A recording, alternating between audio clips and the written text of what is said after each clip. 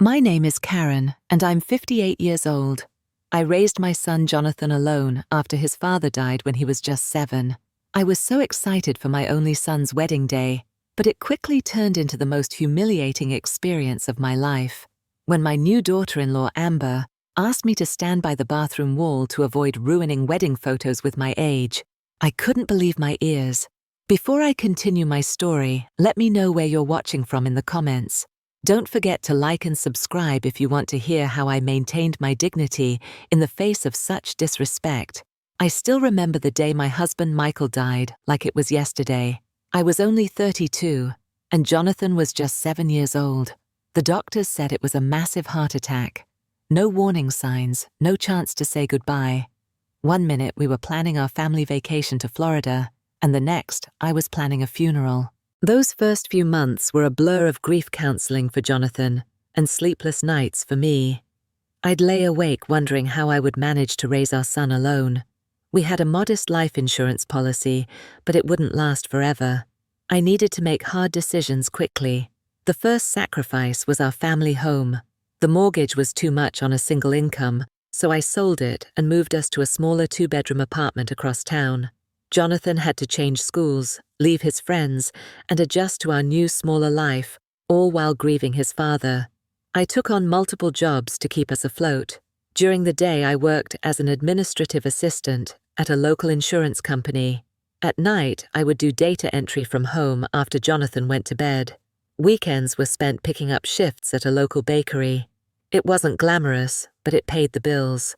Sleep became a luxury I couldn't afford. Between working caring for Jonathan and maintaining our home, I averaged maybe 4 hours a night for years.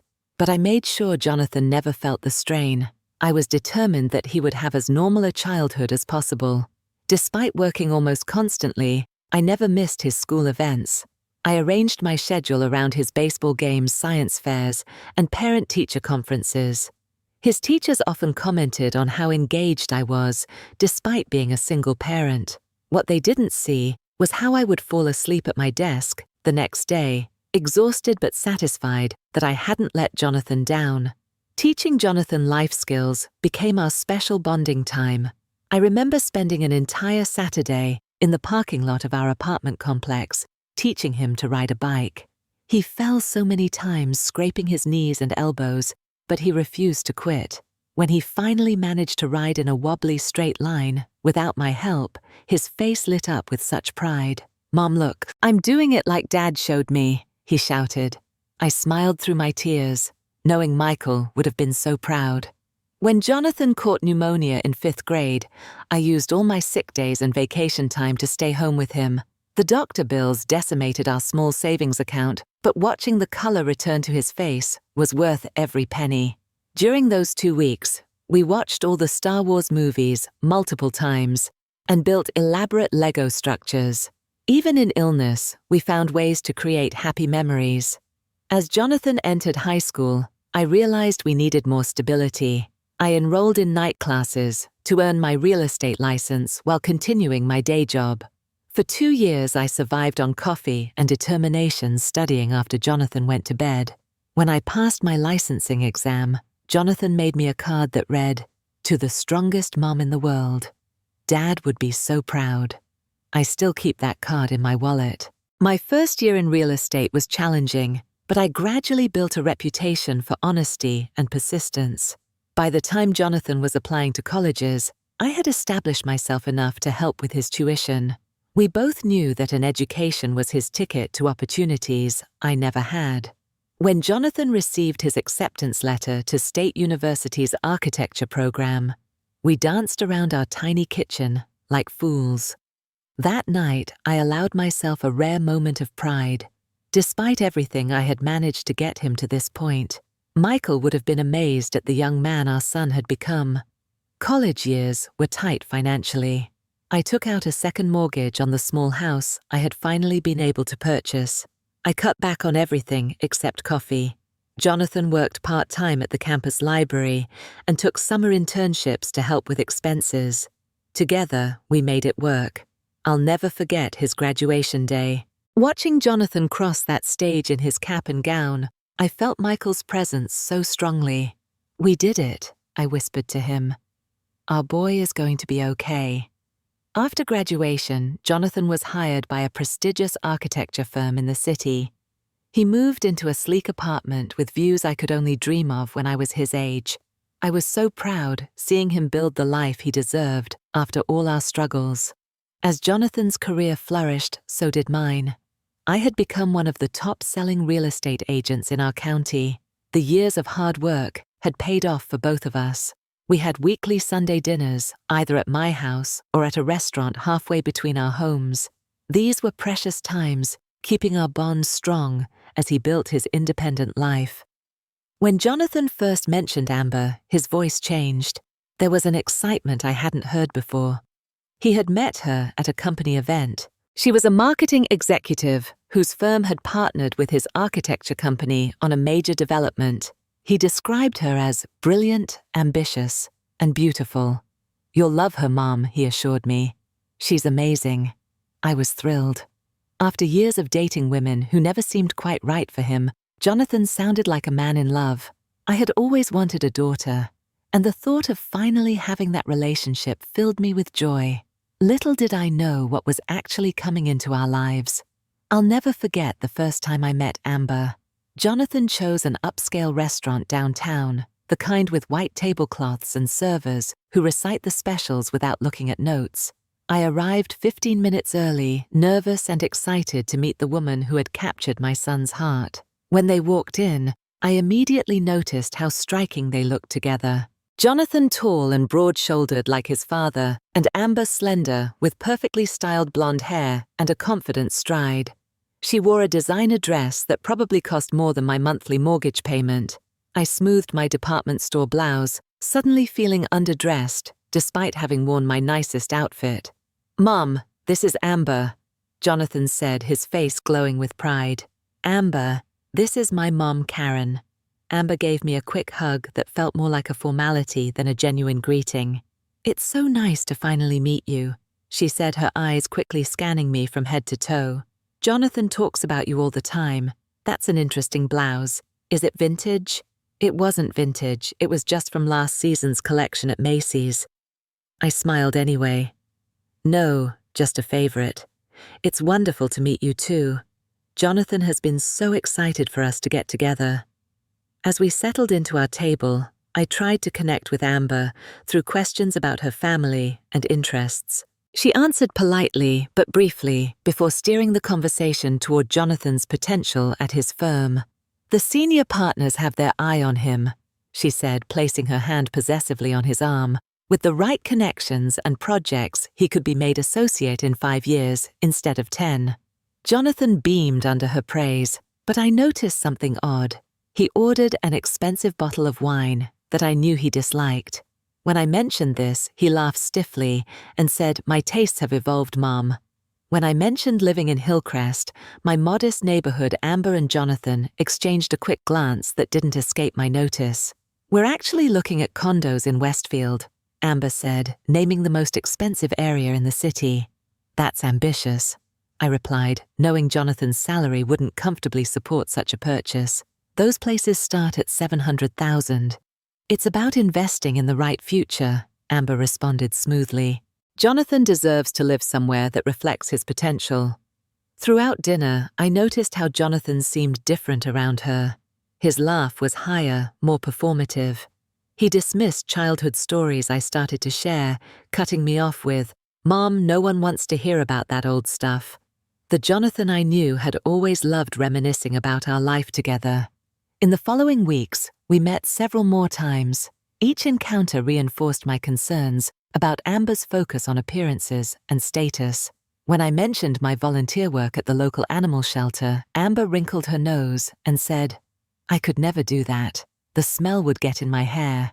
When I talked about my garden, she interrupted to tell a story about her parents' landscaped estate. After one particularly uncomfortable dinner, where Amber spent 30 minutes discussing the importance of connections in advancing one's career, I decided to have a private conversation with Jonathan. I invited him over for coffee on a Sunday when I knew Amber had a spa appointment. "Honey," I said carefully after we'd settled on the porch with our drinks, "I want to talk to you about Amber." His posture immediately stiffened. What about her? I just wonder if you two want the same things in life. You've always valued substance over style, and Amber seems very focused on appearances and status. Jonathan's face hardened in a way I'd rarely seen. You're being old-fashioned, Mom. You don't understand modern relationships. We're building a life together that's going places. Amber pushes me to be better. There's nothing wrong with ambition, I said gently. I just want to make sure she appreciates the wonderful man you already are, not just who she wants you to become. This is exactly what Dad would do, he said, his voice rising. Judge people before really knowing them. Amber loves me. She just expresses it differently than you do. I backed off, recognizing that pushing would only drive him away. I'm sorry. You're right that I don't know her well yet. I just want you to be happy. 2 weeks later, Jonathan and Amber announced their engagement with an elaborate photo shoot shared on social media. Despite my reservations, I commented with genuine congratulations. My son had made his choice, and I would support him completely. I just hoped my concerns would prove unfounded. When Jonathan and Amber announced their engagement, I immediately called to congratulate them and offer my help with wedding preparations. I'd been saving ideas for my son's wedding for years. Nothing extravagant, just thoughtful touches that would make the day special. That's so sweet of you, Karen, Amber said when I offered to help address invitations. But we've already hired a calligrapher. Maybe you could help with something else later. That something else never materialized. Amber's parents, Robert and Claudia Patterson, took control of the wedding planning from day one. Robert, a successful investment banker, made it clear that no expense would be spared for his only daughter's wedding. We've set aside $100,000 for the wedding, Claudia mentioned casually during our first planning lunch. I nearly choked on my salad. That was more than I had in my retirement account after decades of saving. The Pattersons had hired an exclusive wedding planner named Veronica, who coordinated everything from a private venue overlooking the city to a 10-piece band for the reception. When I suggested a family friend who made beautiful wedding cakes at reasonable prices, Amber smiled tightly and said, "We've already booked a pastry chef who's been featured in Modern Bride." The bridal shower was particularly awkward. Held at an upscale country club, where the Pattersons were members, it was attended by 30 of Amber's friends and family members and me. The women all seemed to know each other, discussing mutual friends and exclusive vacation spots, while I sat quietly trying to find an opening to join the conversation. When gift opening time came, Amber unwrapped crystal vases, designer linens, and spa certificates. I had spent weeks creating a handmade recipe book, collecting favorite recipes from Jonathan's childhood and my own mother's kitchen, along with family stories behind each dish.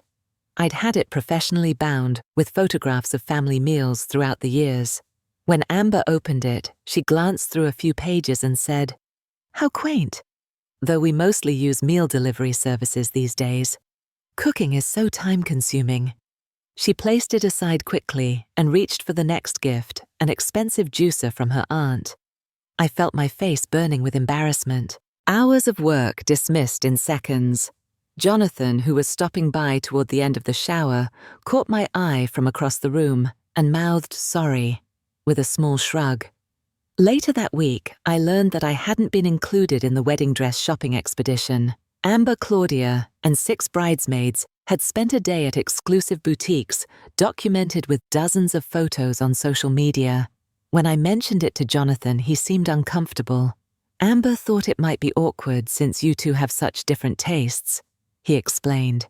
"She didn't want to put you in a position where you might not like her choices, but would feel obligated to pretend."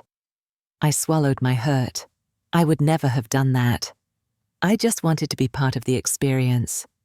"I know, Mom. It's just..." Amber has a specific vision for the wedding. That specific vision apparently didn't include much input from me. I wasn't consulted on the menu flowers or music. When I asked Jonathan if I should wear a specific color as mother of the groom, he checked with Amber and reported back that I should wear something simple in navy or gray. I tried connecting with Claudia Patterson, hoping to build a relationship with my future co-grandmother of potential grandchildren. She was unfailingly polite, but maintained a distance that I couldn't seem to bridge. "Your son is quite the catch," she said during one of our rare one-on-one moments. "Amber says he's on track for great things at his firm." "Jonathan has always been a hard worker," I agreed. "But what I love most is his kind heart. He gets that from his father." Claudia smiled tightly. "Yes, well, kindness is nice, but ambition is what builds legacies." The real blow came 3 weeks before the wedding, when Jonathan stopped by my house unexpectedly. He seemed uncomfortable shifting his weight from foot to foot in my kitchen. "Mom, I need to talk to you about something," he began. "Amber is concerned that your style might not fit with the wedding aesthetic." I felt like I'd been slapped. My style. Jonathan wouldn't meet my eyes. "She thinks your usual clothes are a bit too simple for the kind of wedding we're having. She's worried about the photos." I stood in stunned silence, looking down at my casual slacks and cardigan.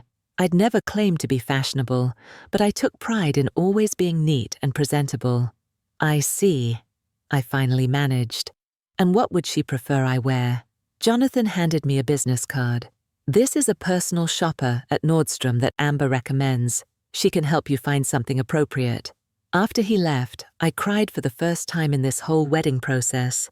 Then I pulled myself together and made an appointment with the personal shopper. I spent $4,000, nearly a month's commission, on a designer outfit professional makeup appointment and hairstyling for the big day. I couldn't give Jonathan architectural connections or social status, but I could make sure I didn't embarrass him on his wedding day. While dealing with these slights, I focused on preparing a special wedding gift that I hoped would show Jonathan how much he meant to me.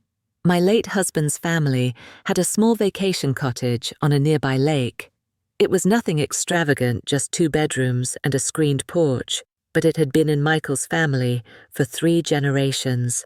Jonathan had spent childhood summers there, learning to fish and swim. I had kept the cottage all these years, renting it out occasionally, but mostly preserving it as a family legacy. Now I decided to transfer the deed to Jonathan and Amber as their wedding gift.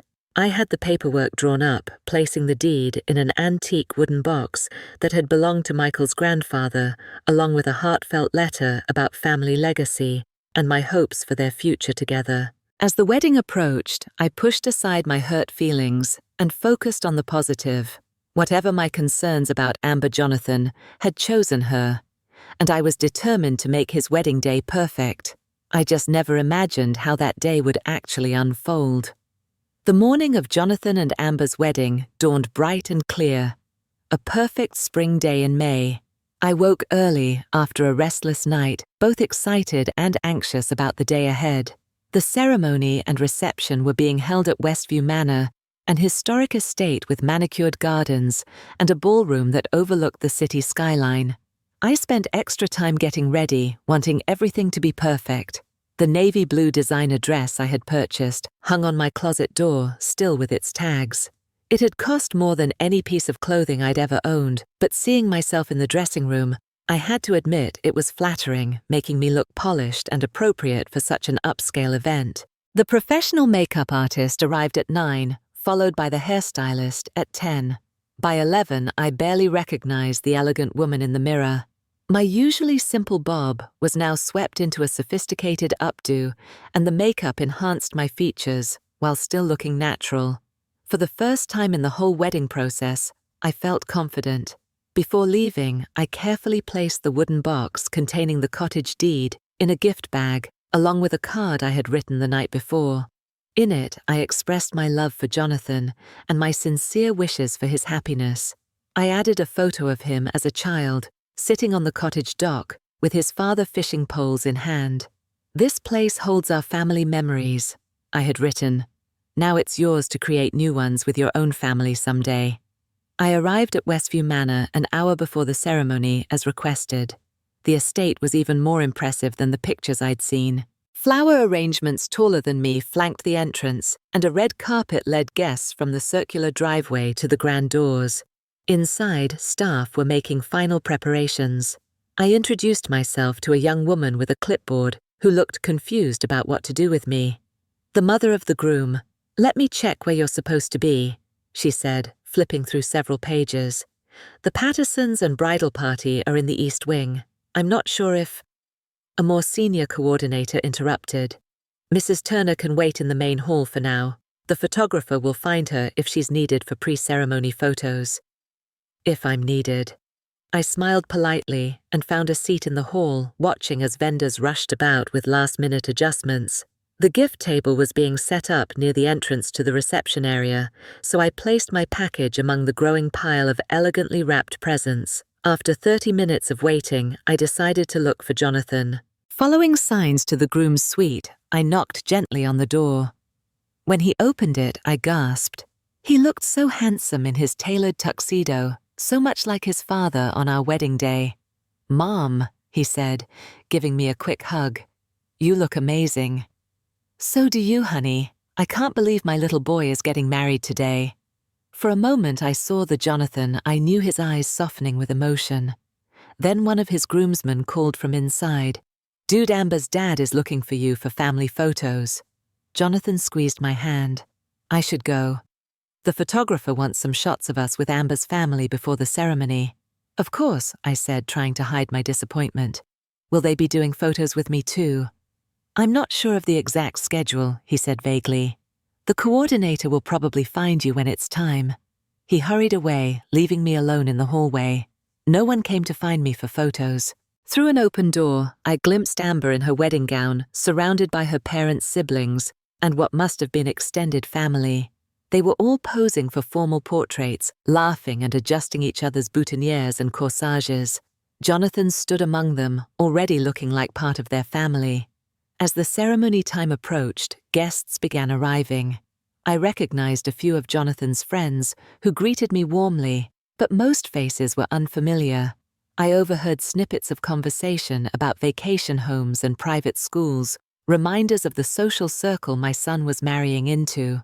With 15 minutes until the ceremony, I still didn't know where I was supposed to sit or if I would be escorted down the aisle as mother of the groom.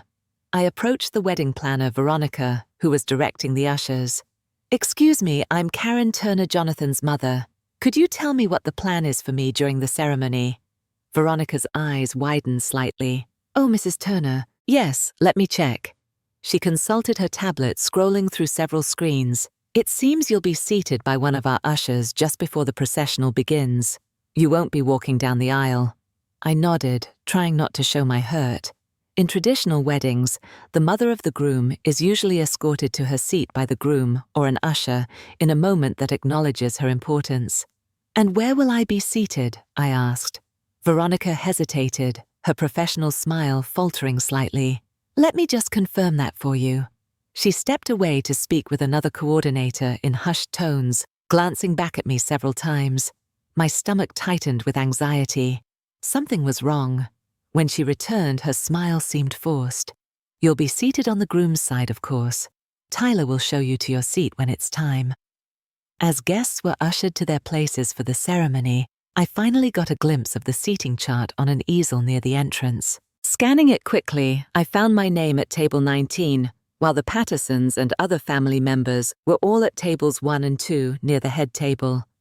I checked the venue map next to the chart. Table 19 was in the far corner of the room, next to the restrooms and service entrance. My heart sank as I realized I wasn't being treated as family at all. The ceremony itself was beautiful. I sat alone in the 5th row, watching my son pledge his life to Amber under an arch of white roses.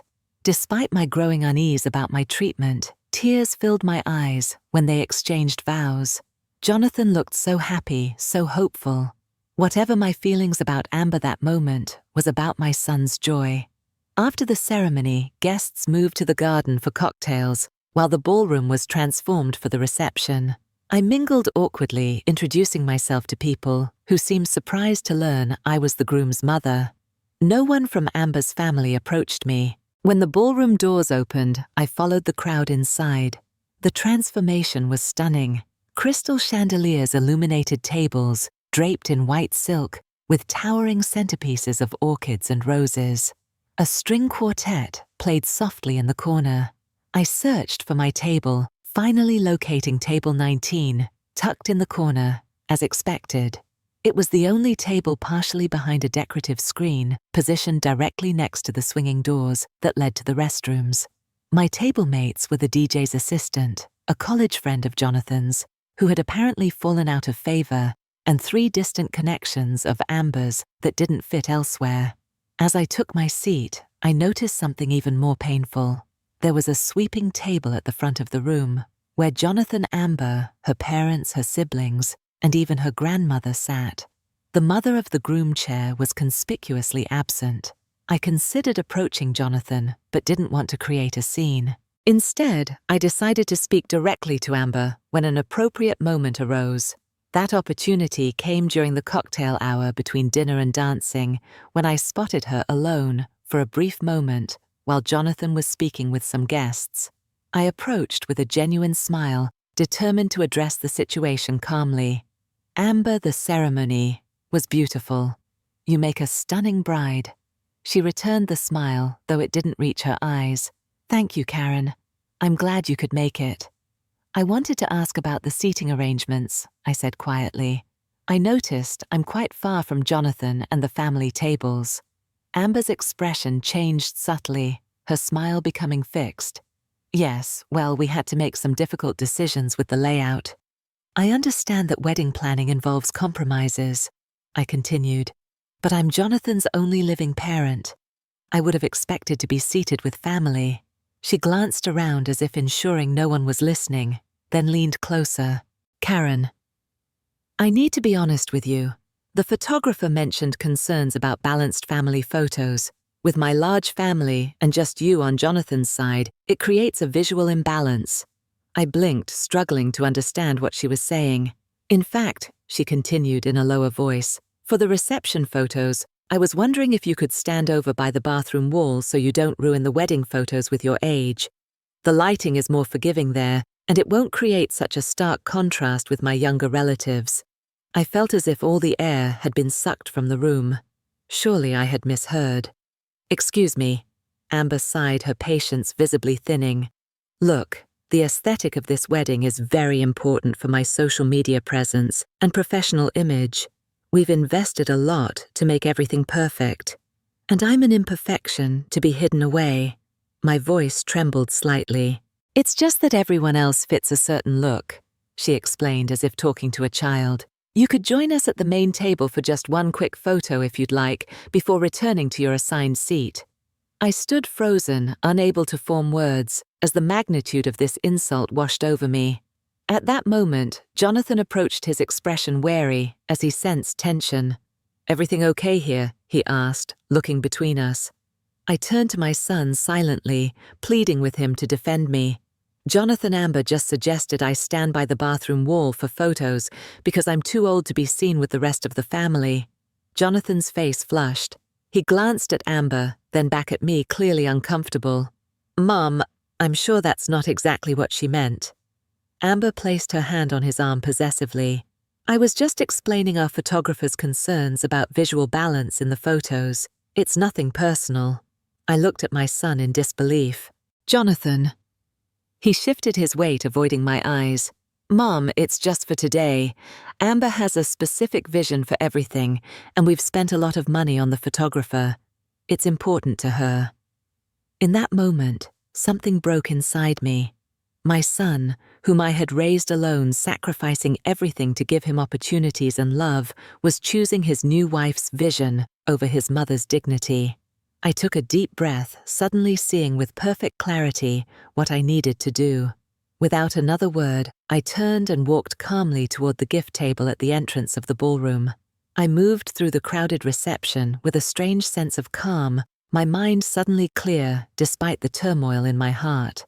Guests turned to look as I made my way to the gift table, perhaps sensing something unusual in my deliberate movements. As I approached the table piled high with expensive packages, I located my gift easily. The wooden box was distinct among the silver and white wrappings, a piece of family history about to be reclaimed. I picked it up, holding it close to my chest as I considered what I was about to do. Was I overreacting? The question flashed briefly in my mind before being replaced by images from throughout my life. I remembered staying up all night with Jonathan when he had chicken pox at age 8, applying calamine lotion while telling him stories to distract him from the itching. I saw myself working double shifts to pay for his braces. I recalled selling my mother's silver to cover the security deposit for his first apartment after college. My entire adult life had been shaped around one purpose, giving my son the best possible chance at happiness. But that didn't mean I deserved to be treated as an embarrassment. Jonathan noticed me at the gift table and made his way over confusion written across his face. "Mom, what are you doing?" I met his eyes steadily. "I'm leaving, Jonathan." "Leaving? The reception just started. They haven't even cut the cake." "I won't stay where I'm not respected," I said simply. "I raised you to be a man who stands up for what's right. I never thought I'd need to be protected from your choices." Jonathan glanced around nervously, aware of curious looks from nearby guests. "Mom, please don't make a scene. Whatever Amber said, I'm sure she didn't mean to hurt you." "Do you know what's in this box?" I asked, changing the subject. He shook his head. "It's the deed to your father's family cottage. I was giving it to you and Amber as your wedding gift. The place where you learned to swim, where you and your father spent every summer fishing from the dock." Jonathan's eyes widened as he realized the significance. "The lake house. You were giving us the lake house." "Yes, because family legacy matters to me. Because I thought you still valued where you came from." I clutched the box tighter. "But I'm taking it back now. Someone who would hide their mother away like an embarrassing secret doesn't understand what legacy truly means." Amber approached, then her wedding gown rustling as she joined us. "Is everything okay? People are starting to notice." I addressed her directly. "I was just telling Jonathan that I'm leaving." "Now?" She looked more annoyed than concerned. "But we haven't done the mother-son dance or the toasts." "There won't be a mother-son dance," I said. "Not for a son who stands silently while his mother is told she'll ruin photographs with her age." Amber rolled her eyes subtly. "It's just seating and photos, Karen. Don't be so sensitive about it." Her dismissive tone strengthened my resolve. "This isn't about sensitivity, Amber. It's about respect. Something that transcends age and beauty." Jonathan finally seemed to grasp the seriousness of the situation. "Mom, please stay. For me." Those 3 words might have swayed me once. For decades I had done everything for him. But standing there, I realized that sometimes the greatest gift you can give your child is modeling self-respect. "I love you, Jonathan. I always will. But I won't participate in my own humiliation, not even for you." I kissed his cheek gently. "When you're ready to have a relationship where I'm treated with dignity, you know where to find me."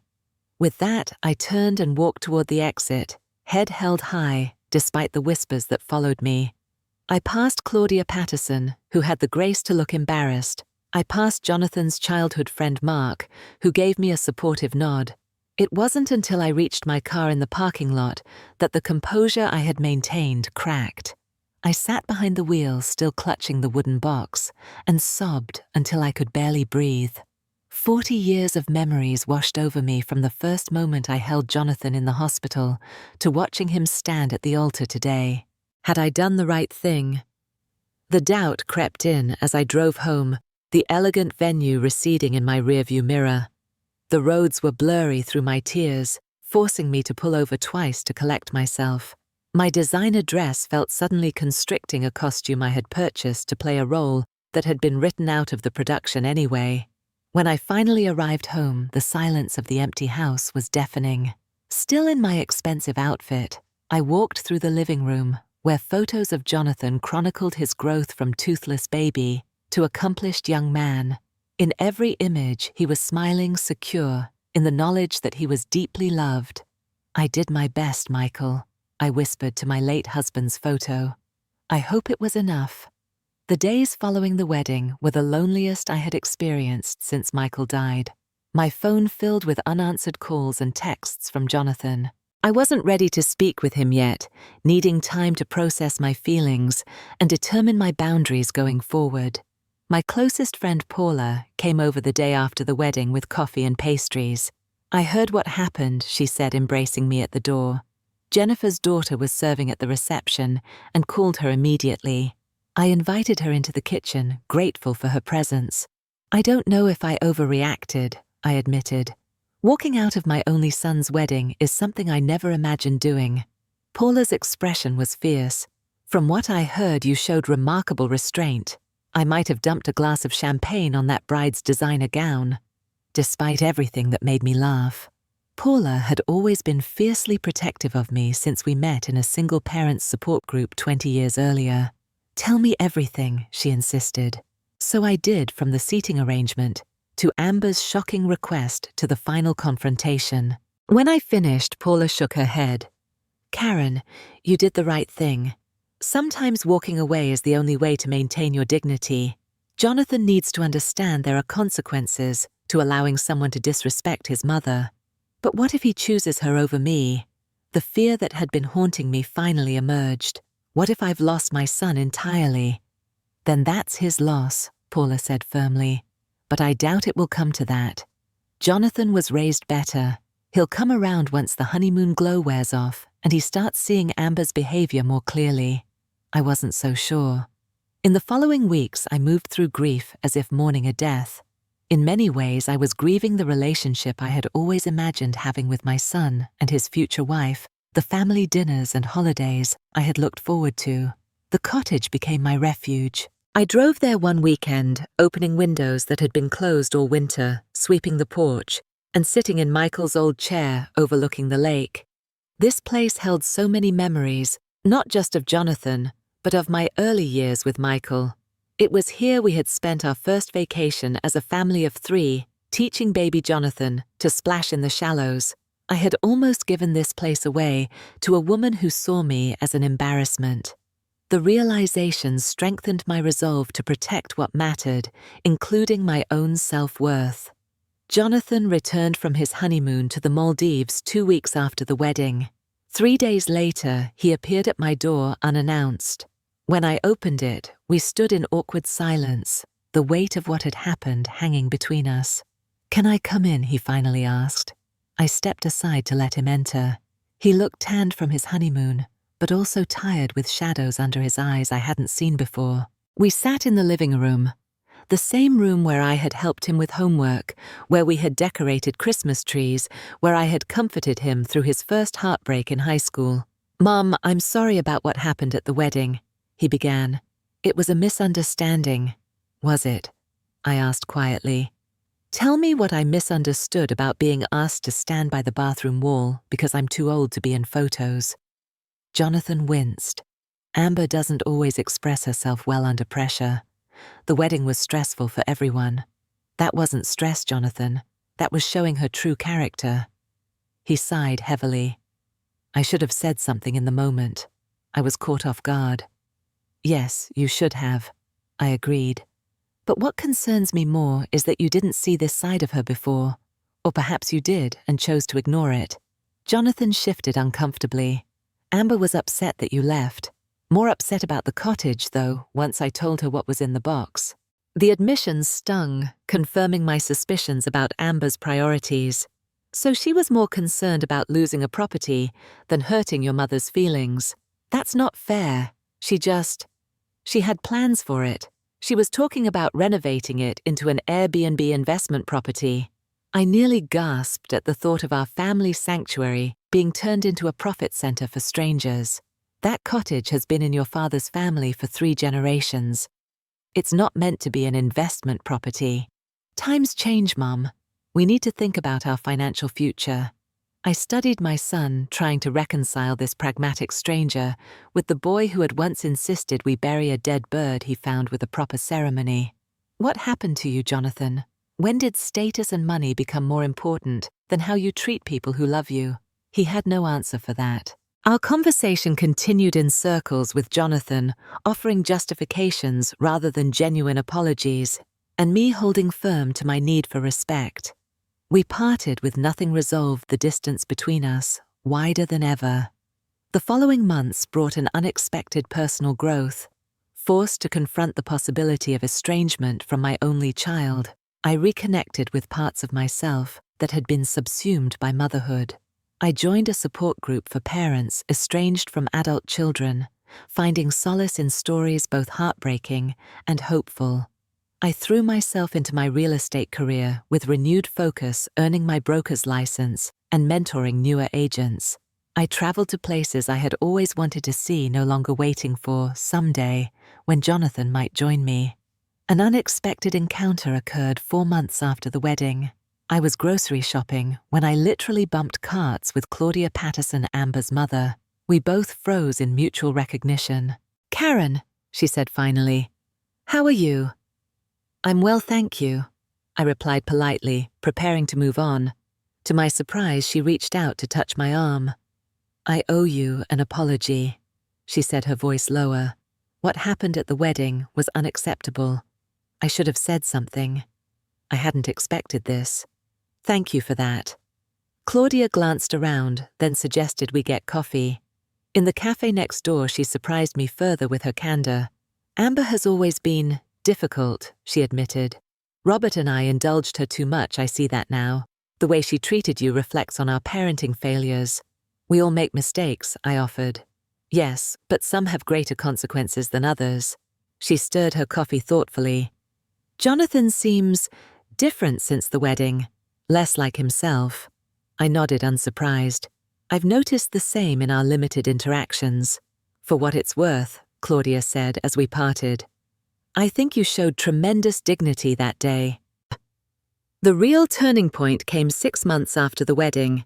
Jonathan arrived at my door on a Sunday afternoon alone and without calling first. "Can we talk?" he asked, his expression more serious than I'd seen since his father died. Once inside, he didn't sit, but paced my living room. "I've been doing a lot of thinking," he began. "About the wedding, about how things have been since then, about who I'm becoming."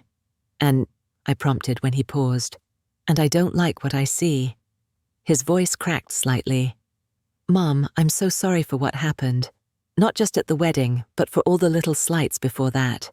For not standing up for you, for forgetting everything you sacrificed to give me a good life." For the first time since our rift began, I saw genuine remorse in his eyes. "Amber and I have been having problems," he continued. "The way she treats service staff, her obsession with appearances. I started noticing patterns. Things I had overlooked or excused before suddenly seemed so clear. Marriage is difficult," I said carefully. "Every relationship requires work and compromise." "Yes, but compromise shouldn't mean becoming someone you don't recognize." He finally sat down across from me. "I told Amber I needed boundaries, that my relationship with you wasn't negotiable, that I expected her to treat you with respect going forward." "How did she take that?" "Not well," he admitted. "She said I was choosing you over her. I told her it wasn't a competition, but if she made it one, she wouldn't like the outcome." I felt a surge of pride in my son's backbone, even as I worried about his marriage. "I never wanted to come between you and Amber." "You didn't. Her own behavior did." He reached for my hand. "Mom, can we start over? I miss our Sunday dinners. I miss your advice. I miss knowing I always had one person in my corner no matter what." Tears filled my eyes. "I've missed you too, so much." Our reconciliation wasn't instantaneous. We began with weekly phone calls, then dinners without Amber present. Gradually, we rebuilt our relationship on new foundations of mutual respect and clearer boundaries. 6 months later, I made a decision. I had my lawyer draw up paperwork to deed half the cottage directly to Jonathan, with legal provisions preventing its sale without mutual agreement. I presented the documents to him on his birthday. "I still want you to have this legacy," I explained. "Not as an investment property, but as a place to connect with your roots, and maybe someday share with your own children." Jonathan was overcome with emotion. "I don't deserve this after how I let you be treated." "This isn't about deserving," I told him. "It's about love, the kind that persists even when it's tested." As for Amber, we eventually established a civil relationship based on clear expectations. She never became the daughter I had hoped for, but she learned to show basic respect. Whether this came from genuine growth or simply recognizing her husband's resolve, I couldn't say. Either way, it allowed family gatherings to proceed without tension. My experience at Jonathan's wedding transformed me in unexpected ways. The pain of that day forced me to reclaim parts of myself that had been subsumed by motherhood. I discovered strengths I didn't know I possessed and built a life rich with friendships, meaningful work, and new experiences. Sometimes standing up for yourself means walking away even from those you love most. It's in that walking away that we often find our truest selves, and occasionally, if we're fortunate, those we leave behind may find their way back to us, changed for the better by our absence. Have you ever had to walk away from someone you loved to preserve your own dignity? I'd love to hear your stories in the comments below. Please like this video if it resonated with you, subscribe to my channel for more real-life experiences, and share with someone who might need to be reminded of their worth today. Remember, respect isn't negotiable, no matter who is asking you to compromise. Thank you for listening to my story.